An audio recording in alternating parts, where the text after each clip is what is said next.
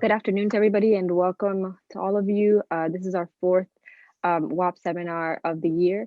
The Women in Public Policy program equips leaders and change makers with rigorous evidence-based strategies to advance women and gender equity.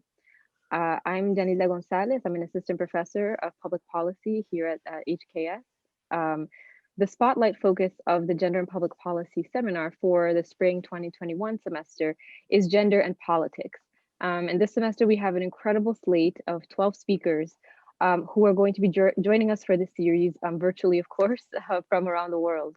And today we are really delighted to have Professor Htun and Professor Francesca Jensenius presenting their research on expressive power of anti-violence legislation, changes in social norms on violence against women in Mexico. Professor Htun is a professor of political science at the University of New Mexico, as well as deputy director of ADVANCE at UNM, which is a program that advances women, promotes women and minority STEM faculty. Her work focuses on comparative politics, women's rights, as well as the politics of race and ethnicity. She focuses also on Latin American politics and diversity and inclusion in the academy. Professor Htun also serves as vice president of the American Political Science Association and previously co-chaired the Presidential Task Force on Women's Advancement. Professor Htun is the author of 3 books, most recently The Logics of Gender Justice, State Action on Women's Rights Around the World, as well as, of course, numerous scholarly articles. Professor Jensenius is a professor of political science at the University of Oslo and a senior research fellow at the Norwegian Institute of International Affairs. Her main research interest is how institutional design and electoral dynamics affect different types of inequality. In her book, Social Justice Through Inclusion, The Consequences of Electoral Quotas in India, she explores long-term effects of electoral quotas for the scheduled castes in India. In other projects, Professor Jensenius focuses on the relationship between political institutions, electoral dynamics, and local level development patterns in India, as well as how legal regimes and legal change across the world differentially affects women and other marginalized communities. Quickly want to welcome the WAPS podcast community, which has downloaded our seminars over 59,000 times. We're really pleased to have a lasting and broad-reaching impact beyond those who are able to attend our seminar virtually today. So just a bit of housekeeping before we get started. Our speakers are going to present for about 40 minutes. Then we're going to have 20 minutes for questions from our virtual audience. We ask that you hold your questions until the end of the presentation. If you do have a question, you'll have the opportunity to be unmuted to ask your question out loud. We do ask that any audience questions be very brief, to be on topic, and of course, to be posed in the form of a question. And of course, we also prefer that we ask that the question be directly related to the presenter's research. My colleague, Katie Umberg, will be managing the Q&A portion of the seminar. So now that we've got the sort of housekeeping done, I'd like to introduce I'd like to turn it over to Professor Htun to get started with their presentation, followed by Professor Jensenius. Thank you both for being here with us today. Hi, everybody. Thank you so much, Inilda, for the generous introduction. And thank you to Francesca for collaborating with me through thick and thin and COVID and all of that. I'm really grateful to have the opportunity to share some of our research here today. I'm going to share my screen now and ask if you can make sure that the slides are advancing. Okay, can everybody see the slide advancing? Okay, terrific. So one of the areas of women's rights that we've seen the most progress in recent decades is legislation to prevent, punish, and generally combat violence against women. So in the top panel of this slide, you see our map based on World Bank data of all of the countries in the world that have adopted some form of specific legislation to combat violence against women or modified existing legislation with the intention of directly addressing these crimes. Out of the some 180 to 190 countries in their 2018 data set, only I think about 36 have failed to take major action to combat violence against women. Now, the next thing to note is that the majority of these laws are extremely comprehensive. That is, they don't consider violence against women simply to be physical violence, but they also incorporate psychological violence, sexual violence, and fewer number, but still 66% of countries with national legislation also recognize economic violence. So especially since 1995, there has been a huge surge in the number of countries around the world specifically addressing violence against women, which raises the big question of, so what?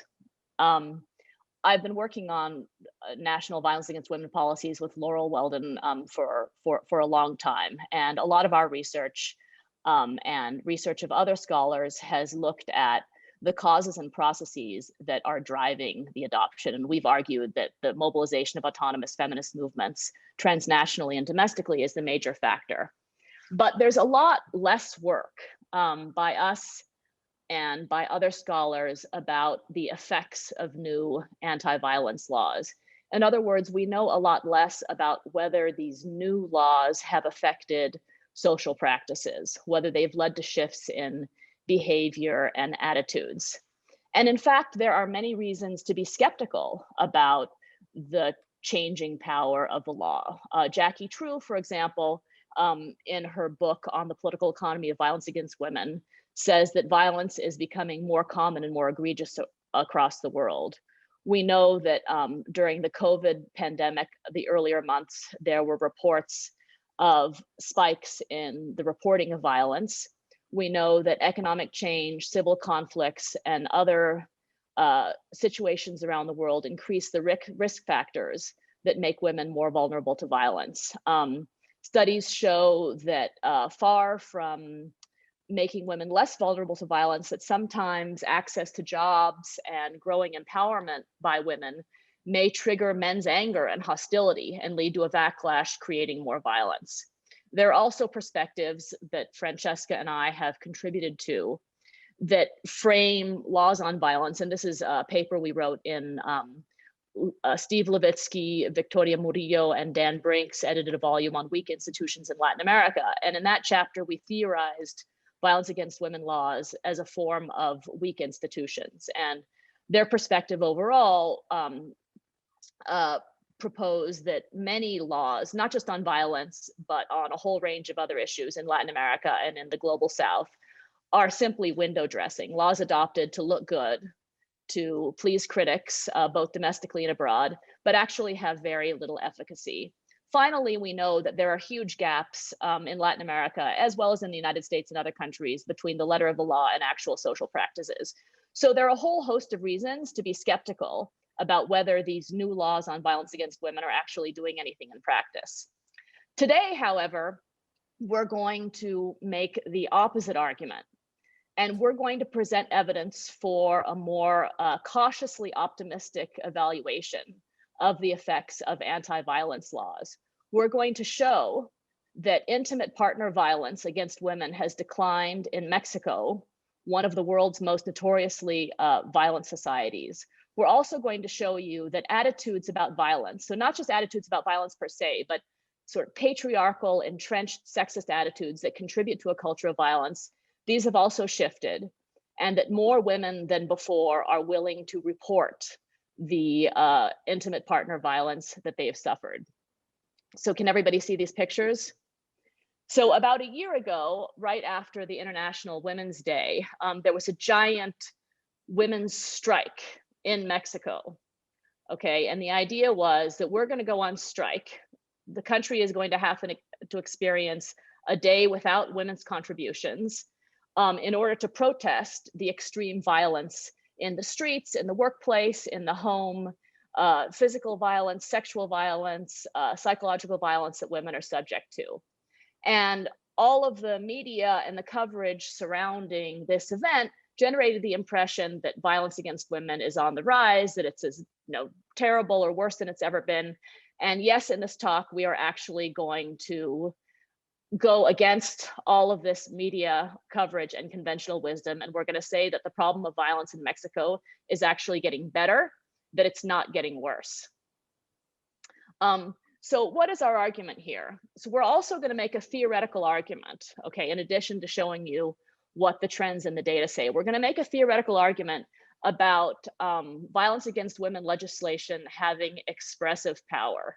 And so the evidence that we're going to present is a somewhat narrow or more precise claim saying that violence against women legislation changes society in part by expressing new norms. So what do we mean by expressing new norms? So if we go back to Max Weber, right, we see that the law affects society in multiple ways. One classic way is through command and control, through enforcement and the threat of punishment, the threat of incarceration if you violate the law.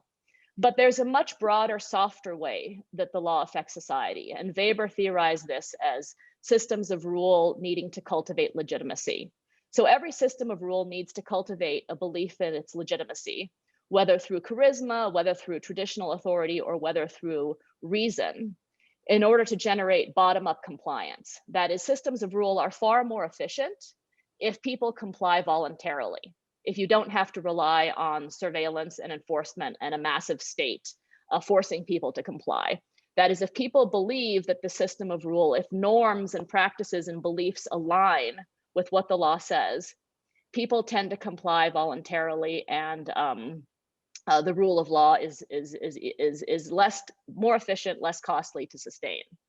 So what we're going to be arguing in this talk, and what we argue in the paper that you circulated, is that violence against women laws, besides just punishing, they also have expressive power, that they communicate information about norms, and we define norms as widely held standards of behavior and appropriate conduct. They communicate information about new norms. They send a message, they tell a story, and that people's desire to comply with these norms, these widely held social norms, induces compliance with the law. We rely on Richard McAdams, who's a law and economics scholar at the University of Chicago. We rely on his esteem theory of normative compliance. And he basically argues from the bottom up that people conform to norms to gain the esteem of others and avoid losing esteem.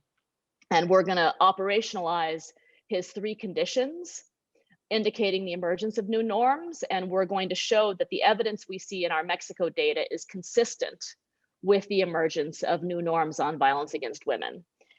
So the quote that I have on the slide, that we have on the slide, also seeks support from Catherine McKinnon, who in one of her many articles about violence against women said that the real point of the law is not this first command and control mechanism, incarceration or damage awards, but voluntary compliance, otherwise known as legal socialization or education. And so what we're arguing is that the expressive power of vol legislation has this force leading to legal socialization and education.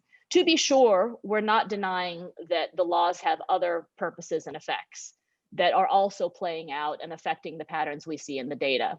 So they do intend to create an infrastructure to support victims. They do intend to create mechanisms to punish offenders. And they do intend to coordinate administrative responses across prosecutors, across social services, across healthcare facilities as well. So we're not saying that expressive power is the only way these laws have an impact, but we're saying that it is a potential, but it is a measurable impact, and it is an important impact. Okay, let me get to the next slide here. All right, so what are these new norms that are being expressed by laws on violence? So one major thing that the feminist movement has done is to insist and spread the idea and convince many people of the idea that violence against women happens not just because men have histories of aggression or were exposed to violence as a child, men or women, that is, or because people have had too much alcohol to drink, but that violence against women responds to an entire cultural context of women's status subordination. So an entire cultural context of gender inequality fosters violence against women, creates incentives for violence, makes people want to ignore or excuse or legitimize violence, even women themselves. And indeed, if we look cross-nationally, there are some great articles by Andreas Kotzedam, Lori Heise, and Kotzedam's Kuhls, his co-author, showing, using DHS data, showing that there is a strong association, both cross-nationally and within countries, between the strengths of norms and attitudes that condone violence. That is, in the DHS survey, they ask women whether it's okay if if it's okay for a man to beat his wife if she burns food or talks back or does some other things. And there are a lot of women who say yes. And there's a strong association between these types of attitudes and women's experiences of violence. So what we call second generation violence against women legislation aims to transform this entire cultural context. So besides just giving mechanisms like protective orders against offenders and creating shelters, second generation violence against women legislation, that is violence against women legislation adopted since 1995, aims for normative change, that violence against women is a violation of human rights, it is a crime, democratic states committed to human rights can't tolerate this, it's the state's responsibility to stop it, people should report it, people shouldn't be ashamed, it's not the victim's fault, families shouldn't ostracize victims. Second generation of all laws, in other words, address this cultural context and contain strong rhetorical language and statements against these cultures of violence. Okay, so briefly, I'm just gonna wrap up so we can get to Francesca in the next slide here. But just a brief history of what has happened in Mexico. So what we're arguing, and Francesca will explain this better, we're not making an argument about the law on its own producing this expressive power. We say that it is impossible causally to separate the effects of a law from what we call a bundle of legal change, feminist activism, and media coverage. Because these laws didn't come out of nowhere. Feminists since the 1970s have mobilized to raise awareness of violence and convince people that violence is a serious issue and a major crime, right? So feminist activists, Laurel Weldon and I argue that it's especially important that they mobilize autonomously from political parties in the states, formed alliances with human rights groups, with women in parliament and state officials to shift national legislation first in what we call first generation laws to recognize domestic abuse, and then through second generation laws, which had this more comprehensive normative approach.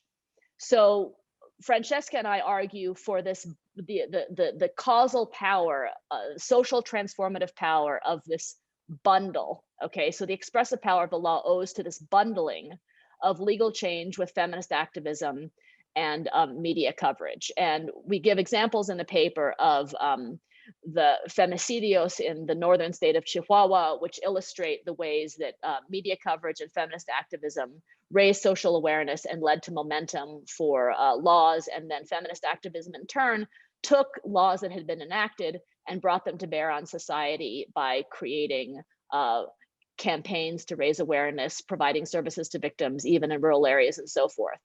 So it's social actors that bring the law to bear on reality. And in the messy real world, which is not a controlled experiment, it's very hard to separate these effects in practice. So I'm going to stop sharing and turn it over to Francesca. Perfect. Thank you, Malo. Let's see. Can you all see the screen, the slide now? Yeah, I can see it. I see it. I don't see it in slide mode. I see the whole program, but I think everybody can see it. It's okay. Oh, but that's a bummer. Okay, let me just try that again then.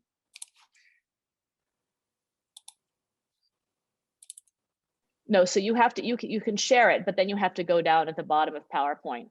Francesca is too high tech, so she's not as well versed in PowerPoint. She uses, LaTeX and other fancy things. Can you see this now? No, I don't think you've hit share screen. Oh, now I need share screen. Sorry about that. You're totally good. Let's try that again. There you are. Perfect. Perfect. Thank you. Thanks so much. And thanks all for being here and for having us. So I'm jumping over now to the empirical work we've done and to our case of Mexico. And as Mala said, we are interested in the expressive power of the law, how laws shift norms. And we're interested in that in different contexts. But we got very excited about the case of Mexico, where they've had a series of legal changes throughout the 1990s, and then a very large legal change in 2007, focusing on multiple forms of violence being one of those second generation advanced types of law that Mala talked about.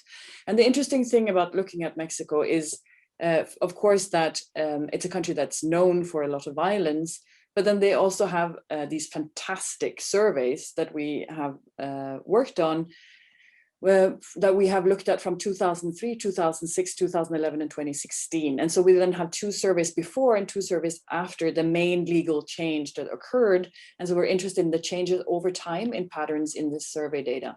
The surveys covered the first one, 57,000 households, then up to 140,000 households across Mexico. You can see the sample sizes in the gray below each of the bullet points. So households are sampled across Mexico. They're sampled to be representative of all 32 states plus urban and rural areas. And in each of the households, they did a roster and they interviewed women who were aged 15 or older, and they asked a number of questions related to their work, living conditions, personal lives, with an emphasis on different experiences of discrimination and violence. The set of questions expanded over time, and the questions in the 2011 and 2016 surveys reflect all the types of violence that were covered by the 2007 law.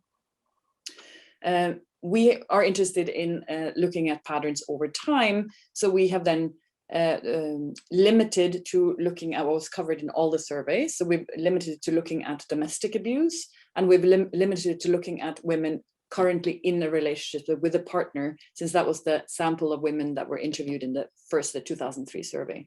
So those are the women we look at. And so we're interested in then experiences the women in Mexico have had, looking at these representative survey samples over time.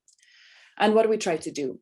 As Mala mentioned, we have been interested in McAdams' esteem theory and the conditions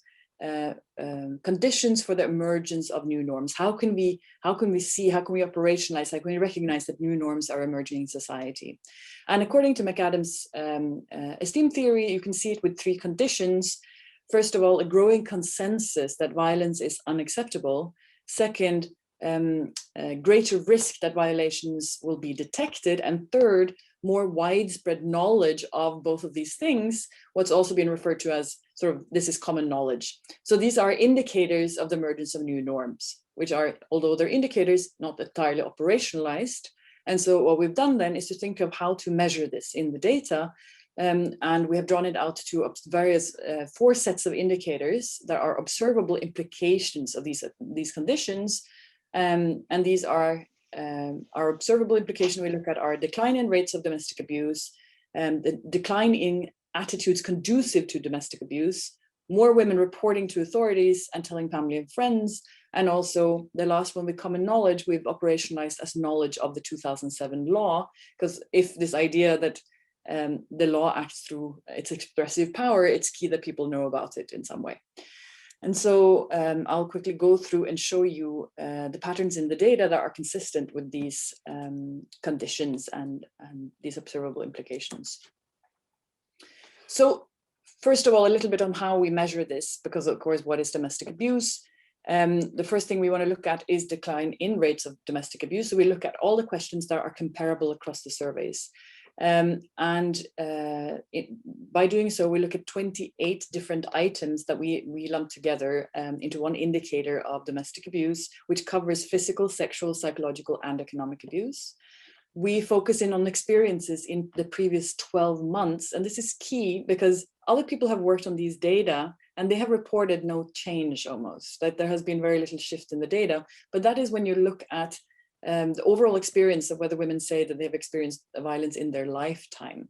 But of course, if you look at an entire lifetime of all the women, then changes in recent years are very hard to pick up. That will only be a very small percentage. So by focusing in experiences in the previous 12 months, you get much lower percentages of women experiencing abuse, but you'll be able to see changes over time in the time span that we're looking at. And then, as I said, only women currently living with a partner, so women in a relationship, because that makes it perfectly comparable across all these surveys. And to give you a sense of the questions we're measuring here, this is just cut out from, I believe, the 2011 survey. The kind of questions covered, it starts out with psychological abuse, then goes to economic, and then physical and sexual violence. And it includes things like the psychological, for example, number 4, le ha hecho sentir miedo, so he has made you feel scared. And then the economic ones are typically like 17, he has spent money that you need for the house. And then from the 20 to 30 are violent physical actions like being kicked, hit, strangled, raped, etc. So many of these are very serious physical forms of abuse. So when we look at the 28 items that are comparable across the surveys, we see that in 2003, 40.7% of the survey women, and remember, was it 50,000 in that survey? I don't remember the exact numbers, but we're talking large numbers of women. 40.7% say that they have experienced at least one of these types of abuse in the previous year. And then I guess the good news is that you see a pretty massive reduction over the time period we're looking at. And you see in the middle here a line for the 2007 General Law on Violence Against Women. Since we are interested in the expressive power of the law, we do not expect a drastic shift to happen right at the time of the law. If the change happens through the law being communicated and discussed, even a discussion about the law in media and activism surrounding it, it being passed and discussions of it being passed, etc., can affect norms. So we expect, and we do see a change in the time period before the law, and then we would expect change to happen afterwards too, and to continue as the norms take hold in society and change. So we see a clear reduction in violence here. And this reduction happens across Mexico. It is large and massive across the entire country, and these changes are not correlated with other state level patterns that we've looked at, including other types of violence. Mala will get back to this afterwards, when we talk a little bit about how we've dealt with alternative explanations for the patterns that we see. So as Mala said, if you look at Mexican media, it really looks like violence against women is on the rise. And what we see here is, in the span of a fairly short time period, a pretty massive reduction in violence across the country. And then our second indicator is about changes in attitudes, and whether there's changes in attitudes conducive to domestic abuse. And in the 2011 survey, they have 4 questions here we found really nice that we wanted to show you. So this is just from one time period. First one, does a man have the right to hit his wife? And you see that only about 2% of the respondents said that the man has the right to hit his wife, which is not so high. But then if you ask other things that are attitudes that can be considered conducive to domestic abuse, like a wife should obey her partner, you see much higher numbers. So then you see 23%. A woman is obliged to have sex with her partner, 19%. And that question is unfortunately worded slightly differently across the survey. So we can't compare it over time, because sometimes it says, specifies even if she doesn't want to, or if he wants to, like it's worded differently. But we do see high numbers for all types of wording, actually. And then the last one, which we also think is really interesting and important, is violence is a family matter and should stay in the family. So it's something secret, it's something hidden, it's not something you share, it's not a public matter. We also see that this is 27% said yes to that in the 2011 survey. So have they changed? Well, 2 of these questions are asked exactly the same in 3 of the surveys, so we can look at changes over time. And that is this question with, first on the left here, you see the question, a man has the right to hit his wife, where you see in 2003, close to 10% of the women said yes. And then you see that shrinking to 2% in 2011. And I'm guessing that's why the question wasn't included in the 2016 survey, because the numbers got so low. So it was no longer interesting to ask that question. You don't want to waste a question on something that has no variation. So you see a pretty drastic reduction here. And then on the right, you see the question of a wife obeying her partner, which has shrunk from 56% to 23%. It's, again, a pretty dramatic shift in a short period of time. And so we'll show you afterwards an example of a different question about attitudes on gender equality that doesn't shift very much during this time period, which is unrelated to violence. And so we do believe that, or at least we think that these patterns are consistent with the law having important expressive power in shifting norms. Then it's a question of reporting, whether women report of experiences they have. And this is, of course, in the survey, they're asked about all these experiences, and the ones who did experience, the ones who had experienced physical or sexual abuse were asked whether they had gone to the authorities about it. So this is the subset of women who had experienced physical or sexual abuse. They were asked, did you report it to the authorities? And we can see that there's a pretty massive shift here from 9% and 8% before the 2007 law came into effect, and then 12 and 17 or 18% afterwards. So pretty massive increase here in those having reported it. Now, one might ask, is the increase in reporting simply a result of the law providing lots more places you can go and report? Like resources were put in place to have more centers for women to have a number of organizations and institutions that would receive reports. And so it became easier to report. That could explain part of the pattern in addition to norm change. That is completely possible.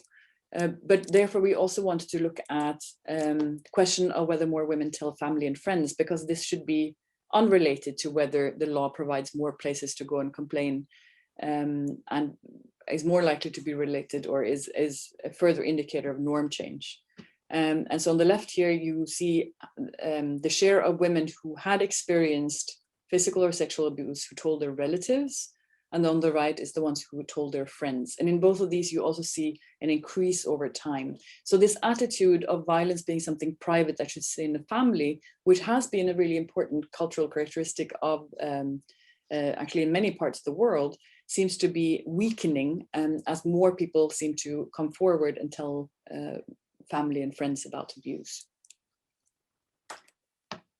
And then it's also a question we found really fascinating across these surveys, is the reasons that women give for not reporting of abuse. So in the previous one we had, you can see that the vast majority of women who had experienced abuse did not report it. And then they were asked why they didn't. And so they're asked whether it's out of fear, out of shame, to keep it quiet, etc. And we see that it's pretty big shifts here over time. There's somewhat of an increase in that saying that didn't report out of fear, a reduction in the number of women saying it was for the sake of the children. And we find it really fascinating, this middle one, which is it was not important, no importante. You remember this, the subset of women who have been raped, strangled, shot at, etc. And so we see a reduction here from about 25% down to maybe 20% in women saying they didn't report because they didn't consider it important. And so this normalization of violence we think is really key. And we see a clear reduction in women who seem to normalize and consider it not important. And then finally, our last indicator here was knowledge of the law. And this was also consistent with the law being important. 84% of the interviewed partner women in the 2011 survey said they had heard about the law and knew it. It ranged from 78 to 89% across the states. There's some variation by whether you're from an urban or rural area, indigenous language speakers, etc. But it's generally widely known, and we also see that the knowledge of the law is negatively correlated with experiences of domestic abuse and reporting rates. So if you know the law, you're more likely to report. You have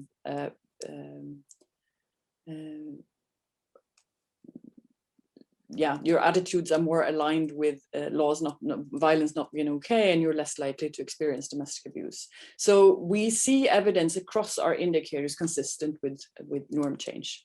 So to summarize this, in the data, we see very, very strong patterns of decline in experience of violence, decline in attitudes conducive to violence, a rise in reporting, and widespread knowledge of the law. And so our argument is that this is evidence of the expressive power of the law, and particularly of the bundle of the law and feminist mobilization and media coverage surrounding it. And then, of course, there could be other explanation as well, explaining some of these trends. I'll throw back over to Mala to talk a little bit about how we think about these alternative explanations and to wrap up. Why don't you just keep this share so we don't have to switch it? Okay, yeah. So in the last part of the paper, we consider some alternative approaches to the empirical patterns we see. So for example, a big one could be economic development. Is economic development, or specifically variation in economic development across states, associated with experiences of violence, reporting, or attitudes? And we find that it generally isn't. And this is consistent with theoretical literature, which I mentioned at the beginning, which implies that economic growth can reduce women's risk of violence by making women less vulnerable. For example, women with exit options have greater power to bargain for more equitable gender relations. But African data, DHS data, but specifically DHS data from Africa, show that women who have access to jobs and land actually are at greater risk of violence because they are triggering this backlash against their rising status. We're also looking at overall societal violence, since many people think that intimate partner violence against women is related to overall societal violence. And we find, looking at the data across states, that it's not. In fact, femicidios, which are murders of women, are related to the overall murder rate, not surprisingly, but domestic abuse rates are not related to the overall murder rate. Another popular hypothesis is that the changes we're seeing just have to do with a change of generations, that younger people are more progressive in their attitudes than older people. But in fact, we're seeing changes within all age groups. So people are actually, even older people are changing their attitudes in real time. Let's go to the next slide. So we have another test that we did here, which Francesca was mentioning earlier. And she made the subtle but important point about whether the rise in reporting is reflecting more places to report, or, well, let me just back up for a second. So there is this popular theory which drives us bananas that you saw at the beginning of the COVID pandemic, which is that a rise in reporting rates reflects greater violence. And even the UN Secretary General said that we're seeing a horrific surge in violence against women and girls. And the data that they cited was this rise in reporting, calls to hotlines and so forth.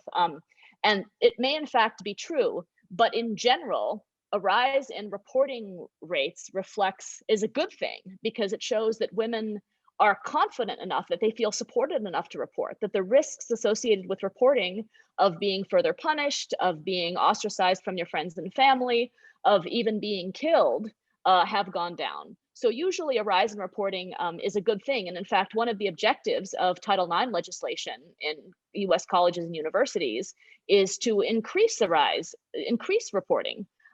So anyway, so we looked at, can you go to the next slide? So we looked at, there are measures of the extent to which violence legislation is being implemented across Mexican states. And we found, so if you look at the x-axis on both of these panels, state level implementation scores in 2013, and then on the y-axis of the first panel, you see changes in domestic abuse. So reported experiences of abuse, meaning to the surveyors, not to the authorities. And then you see in the next panel on the y-axis, you see change in reporting. That is women going to public authorities and saying, you know, I have suffered physical domestic abuse. And we're showing here that the state level implementation score is related to women's willingness to report their abuse to authorities, but not in terms of their experiences of abuse. So reporting reflects a support infrastructure and is a good thing. It doesn't reflect experiences of abuse. Okay, let's go to the next one. And now I know that I have like a minute left. Our placebo test, which we're using in a casual way, is somebody might say, well, Engelhardt and Nora's perspective, attitudes toward women's rights and gender equality are just changing globally, and the trends you're picking up are simply reflective of that. So we had one question in the data about attitudes toward other areas of gender relations besides violence, which was whether or not people agreed that a man should be in charge of all the costs in the family. And people's views on this issue, which were high, right, stayed fairly constant across the first 3 survey waves, while views on violence were changing dramatically, as we saw in the previous slides. So we think that it is the case that vol legislation, which has been hugely emphasized, is producing a specific expressive power effect on attitudes about violence and not on attitudes about gender roles generally. Okay, so let's go to the next one. And I think we're ready to wrap up. And so we want to wrap up with an optimistic view that the world has sucked over the past year or so. And there's a lot of skepticism about some of the good things that feminists have worked on in the past decades having much impact. And we hope that our data show that the fight has been worth it, that there has been real change on a very difficult, thorny issue, which is violence against women. And that even if these laws are rhetorical, even if their enforcement is problematic and uneven, that we want to show and argue that they have had a real impact, that there is measurable change in the constellation of norms, in attitudes and experiences and reporting rates surrounding violence. And that's a good thing. So thank you very much, and we look forward to your questions. Awesome. Thank you both so much for that presentation. I'd now love to open it up for questions. If you would like to ask a question of our speakers, please go down, and there's 2 places depending on if your Zoom has updated or not.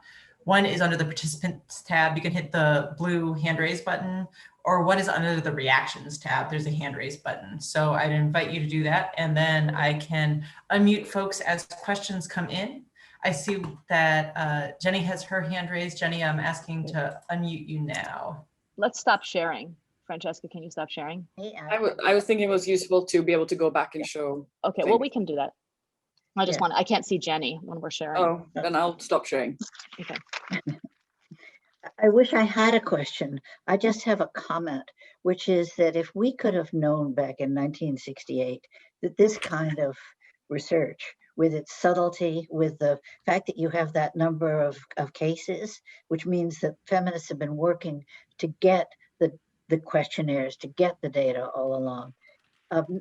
Just leaving aside these fabulous findings, which would just, are unbelievably great. If we could have known that this kind of social science research could be done, I think we would have dissolved into happy tears. So I just want to, so that's not a question. It's just a kind of global comment to thank you guys for this. Thank you. Thank you. That means a lot to me, especially.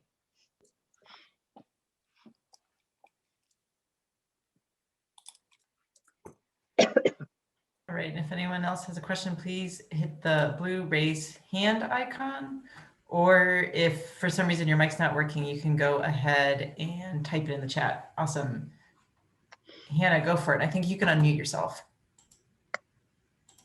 Yes, hi. Yes, let me just join first in Jenny's enthusiasm. It's obviously such incredibly important work and a critically important message right now.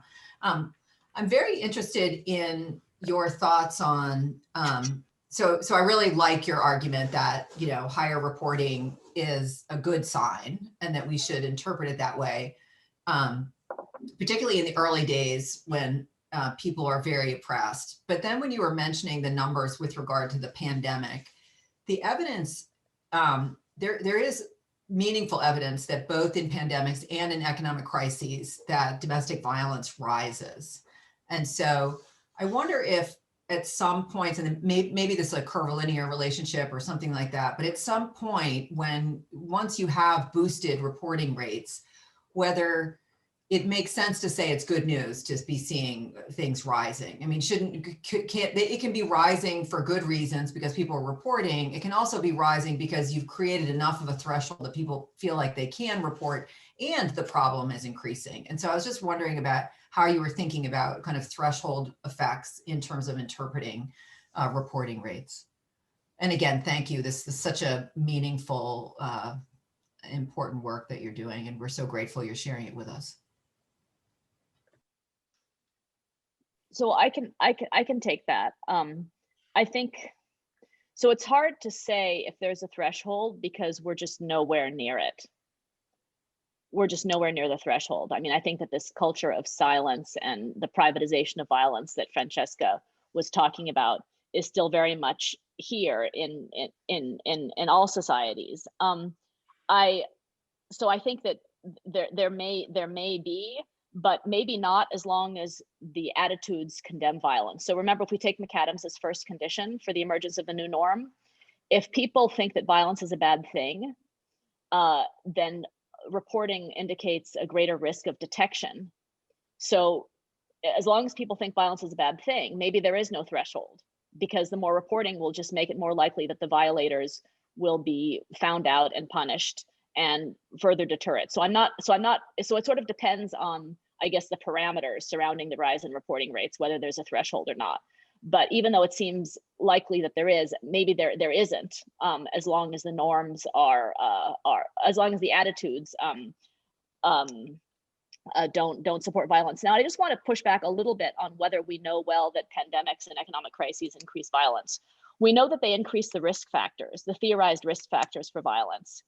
But one thing that, feminist scholars have insisted is that we can't measure violence unless we have these really good surveys that ask people, ideally in the privacy of their homes and under conditions of confidence, and with somebody who's trustworthy or seemingly trustworthy.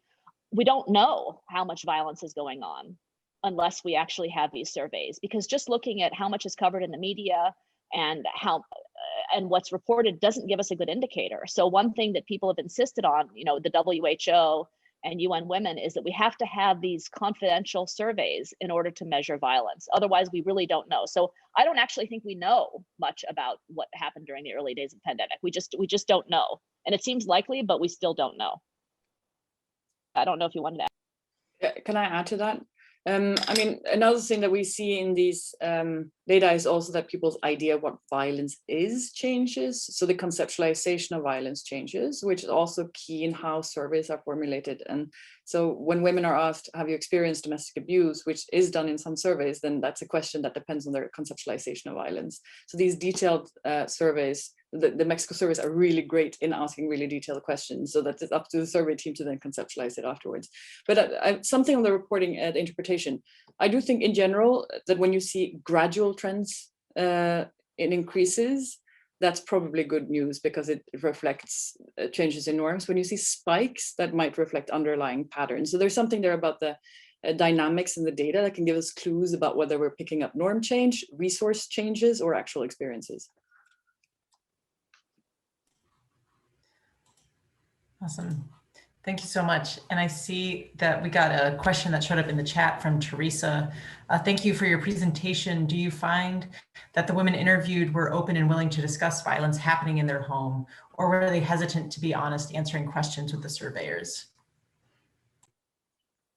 I can say something about that, Mala, should I? So, I mean, we didn't run these surveys, so we didn't have personal experiences being on the ground with this survey, but from what we read in the survey documentation, it does seem that people were quite candid, and often they ask questions, like the questions aren't necessarily, have you experienced violence, but have you experienced this and that? And so when questions are direct enough, it seems that women are willing to talk about it. And my own experience from running surveys in other contexts is that people are actually quite candid about it if you are in their own in an environment they're comfortable in. But since we weren't on the ground with this survey, we don't know more than what we see in the survey documentation. I will say that there is a qualitative study based on interviews with the survey enumerators, helping them process what it was like to actually listen to women talking about these experiences and telling them about the violence they had suffered, because it was very traumatic for many of the largely women who are actually visiting people's homes and conducting the surveys.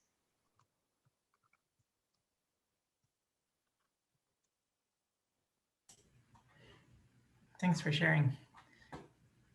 If anyone else has any questions, great, I see Anne Sophie has her hand raised. And if you feel comfortable, I'm going to ask you to start your video. Great, so we can see you, and I'll unmute you. Okay, hi, can you hear me? Yep, yeah. Sounds good. Yeah, so thanks for a fascinating presentation. So you said you looked at age groups and how the views don't change, or like they change within the age brackets. I was wondering if you look at other differences across socioeconomic groups or like other covariates that you have. And then also if you have men in your sample, if they are also changing their attitude. So these surveys were on only women. So that's, we wish we had data on men as well, but you don't. But so these are women only. We did look at correlates with education level, whether or not you work, whether you speak an indigenous language is sort of an indicator of whether you have an indigenous background, urban, rural, age group and age cohorts, a year of birth, to see, not because it's some years between, so they could be sort of, they grew older. And there actually are shifts on all our variables across all of these characteristics. It's not identical in each group because the samples get smaller, but we see shifts across the whole spectrum, and we see shifts in all the states that have more or less socioeconomic growth, more or less violence, etc. So there is an overall change taking place in all the indicators we look at. Okay, thank you. Thank you.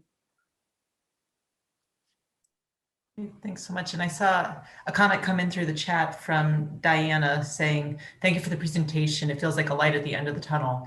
As a national from the country discussed, I also think there is still a lack of data on the matter. When you live in a rural community where the police is your own male-dominated community, you would not be open to discussing the matter. But at the end, it is great to see a change.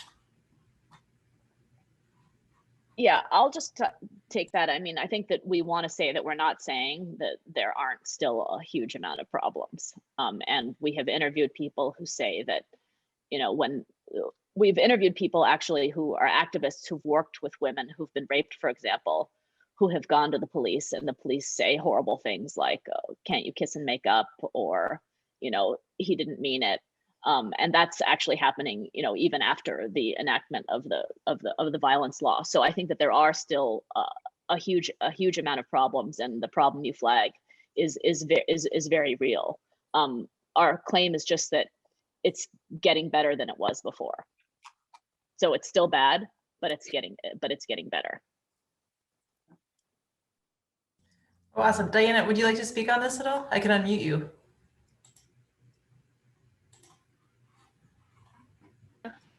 Hi there, thank you. But yeah, absolutely. Like I really thank you for doing this and doing all this research. I know there are a lot of things that are so wrong, and we all have heard all these terror stories about police answering those kind of things when you actually report it, and it takes a lot to report something so violent like rapes or just being abused in your own home, which should be your safe place. So I really appreciate you just putting it out there to the world to just know about it and come to a conclusion and actually do something to solve it, right? I think the first step in research is to research what is going on, report it, and then take action on it. So I think it opens up a lot of possibilities for women to just report it, feel more comfortable, and for this violence to come to an end. I don't know when it will end, but hopefully really soon. So thank you very much for all your hard work. Can I comment quickly on that?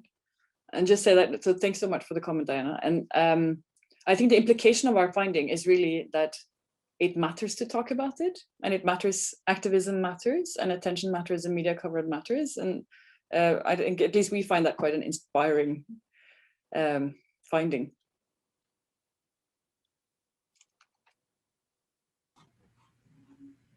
Awesome, thank you so much.